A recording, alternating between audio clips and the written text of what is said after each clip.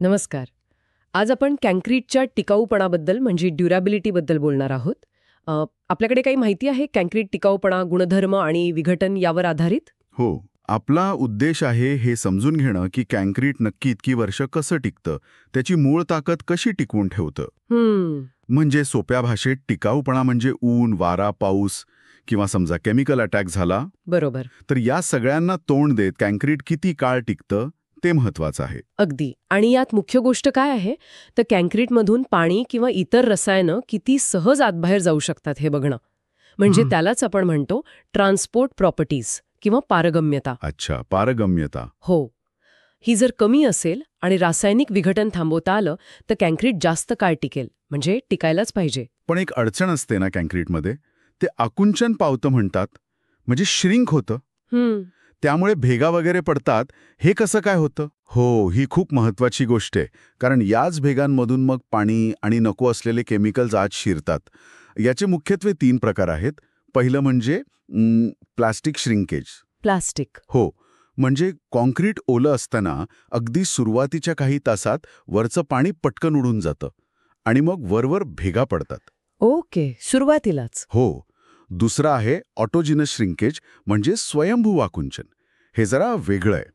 हे खास करून जिथे पाणी कमी वापरलंय, म्हणजे हाय परफॉर्मन्स कॉन्क्रीटमध्ये HPC मध्ये होतं.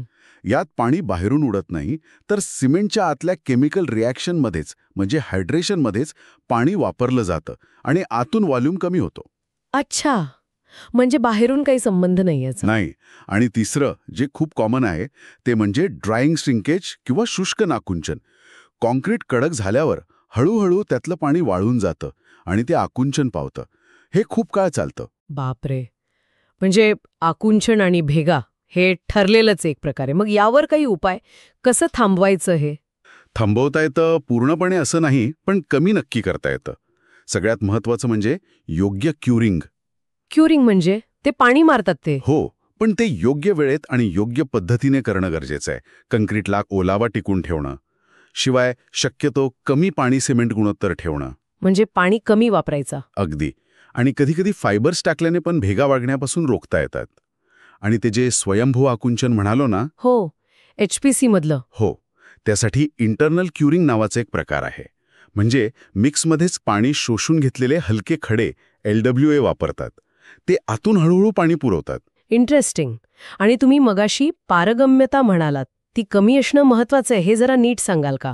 हो, तर पारगम्यता म्हणजे परमियाबिलिटी. सोप्या भाषेत कंक्रीटमध्ये जी नैसर्गिक सूक्ष्म छिद्र असतात. हो, हसतात. म्हणजे त्यांच्या जाळातून पाणी किंवा हवा किती सहज आरपार जाऊ शकते याचं ते माप आहे. ही छिद्र जितकी बारीक आणि एकमेकांना कमी जोडलेली असतील तितकी पारगम्यता कमी. आणि ती कमीच हवी आपल्याला. का कमी का हवी? कारण जर पारगम्यता जास्त असेल तर पाणी, chloride ions, carbon dioxide, sulphates हे सगळे हानिकारक घटक सहज आत शिरतील ना. बरोबर. आणि ते आत शिरले की मग कँक्रीट खराब व्हायला सुरुवात होते. म्हणून कमी पारगम्यता म्हणजे जास्त टिकाऊपणा. अच्छा, मग ही कमी कशी करायची? त्यासाठी परत तेच कमी पाणी सिमेंट गुणोत्तर आणि महत्वाचं म्हणजे fly ash, GGBS, ground granulated blast furnace slag, silica fume यांसारखी पूरक सिमेंट सामग्री म्हणजे SCMs वापरणं. या SCMsमुळे काय होतं की सिमेंट हायड्रेशनच्या वेळी तयार होणारी छिद्र अधिक बारीक होतात, त्यांची सलगता तुटते. ओके, समजलं. म्हणजे आत येण्याचे रस्तेच बंद करायचे एक प्रकारे. अगदी. पण समजा हे शत्रू आत आलेच, तर मग काय होतं? म्हणजे कँक्रीट खराब होण्याची मुख्य कारणं कोणती आहेत? सर्वात मोठी आणि सगळीकडे दिसणारी समस्या म्हणजे कँक्रीटमध्ये घातलेल्या लोखंडी सळ्यांचं गंजणं. त्याला आपण कोरोजन म्हणतो. हो, ते तर खूप ठिकाणी दिसतं, पोपडे पडलेले वगैरे. बरोबर. हे मुख्यत्वे 2 कारणांनी होतं. एक म्हणजे क्लोराईड अटॅक. समुद्रकिनारी हवेत किंवा पाण्यात क्षार असतात. ते क्लोराईड आयन्स कँक्रीटमधून आत जातात आणि सळ्यांपर्यंत पोहोचले की गंजायला सुरुवात करतात. किंवा मग रस्ते डी-आयसिंगसाठी वापरलेल्या मिठांमधूनही क्लोराईड्स येतात. पण समजा समुद्र जवळ नाही, मीठ वापरत नाही, तरीही सळ्या गंजतात? हो, त्याचं कारण आहे दुसरं, कार्बनीकरण. म्हणजे कार्बन डायऑक्साईडचा परिणाम. कार्बन डायऑक्साईड हवेतला? हो, वातावरणातला CO2 हळूहळू कँक्रीटच्या छिद्रांमधून आत जातो आणि तिथल्या पाण्यामध्ये विरघळून ॲसिड तयार करतो. यामुळे कँक्रीटची नैसर्गिक अल्कधर्मिता म्हणजे पीएच कमी होते. साधारणपणे कँक्रीटचा पीएच जास्त असतो, जो सळ्यांसाठी एका संरक्षक कवचासारखा असतो. ओके. पण कार्बनीकरणामुळे पीएच कमी झाला की ते कवच निघून जातं आणि सळी गंजायला लागते. क्लोराईडमुळे पण तेच होतं, ते थेट कवचावर हल्ला करतात. आणि गंमत म्हणजे वाईट गंमत, की गंज लागल्यावर सळी फुगते. अगदी बरोबर. गंज हा मूळ लोखंडापेक्षा जास्त जागा व्यापतो, म्हणजे व्हॉल्यूम वाढतो. अरे बाप रे, म्हणजे ती सळी आतून कँक्रीटला ढकलते आणि फोडते. येस, त्यामुळेच मग कँक्रीटला बाहेरून भेगा पडतात, ते तडकतं, त्याचे पोपळे पडतात, ज्याला स्पॉलिंग म्हणतात. मग यावर काय उपाय? परत तेच, कमी पारगम्यता. हो, कमी पारगम्यता असलेलं कँक्रीट तर हवंच. शिवाय सळ्यांवर कँक्रीटचं पुरेसं जाळ आवरण म्हणजे कव्हर असणं खूप महत्वाचं आहे. कव्हर. जास्त वेळ लागतो. आणि गरज असेल तर गंज प्रतिरोधक कोटिंग्ज सळ्यांना लावतात किंवा कँक्रीटमध्ये तसे ॲडमिक्चर्स वापरतात. ठीक आहे, हे झालं सळ्यांचं. पण कँक्रीटच्या मटेरियलवरच म्हणजे सिमेंट पेस्टवरच काही हल्ला होऊ शकतो का? हो, नक्कीच. त्याला म्हणतात सल्फेट अटॅक म्हणजे सल्फेट अटॅक. सल्फेट अटॅक हे काय आहे? हे तेव्हा होतं जेव्हा जमिनीच्या पाण्यात किंवा मातीत सल्फेट्स जास्त प्रमाणात असतात. हे सल्फेट्स कँक्रीटमध्ये शिरतात आणि सिमेंटमधल्या काही घटकांशी, विशेषतः कॅल्शियम ॲल्युमिनेट हायड्रेट्सची रासायनिक प्रक्रिया करतात. अच्छा.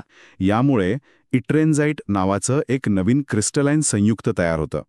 आणि ह्या इट्रेन्झाईटचं वैशिष्ट्य म्हणजे ते पाण्यामुळे प्रचंड प्रसरण पावतं, म्हणजे एक्सपान्शन होतं. प्रसरण म्हणजे ते पण आतून दाब निर्माण करणार. अगदी. हा अंतर्गत दाब इतका वाढतो की कँक्रीटमध्ये ताण निर्माण होतो, त्याला भेगा पडतात आणि अक्षरशः ते फुटतं, ठिसूल होतं. बापरे, हे तर जास्त धोकादायक वाटतंय. यापासून कसं वाचायचं? इथे पण कमी पारगम्यता हा पहिला उपाय आहेच. पण त्याहून महत्वाचं म्हणजे योग्य प्रकारचं सिमेंट निवडणं.